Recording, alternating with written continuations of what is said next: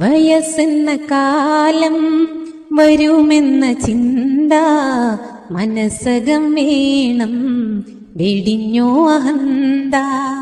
വയസ്സായ മാതാ പിതാക്കളെ നോക്കാൻ മടിക്കുന്ന നിന്നിൽ വരുമൊരു കാലം.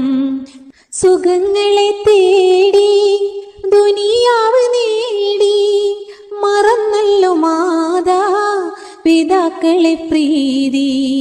തനിച്ചാക്കി മെല്ലെ പടിയിറങ്ങുന്നു, ചലിക്കുന്ന ഭീതി അതിലുണ്ടോ നീതി.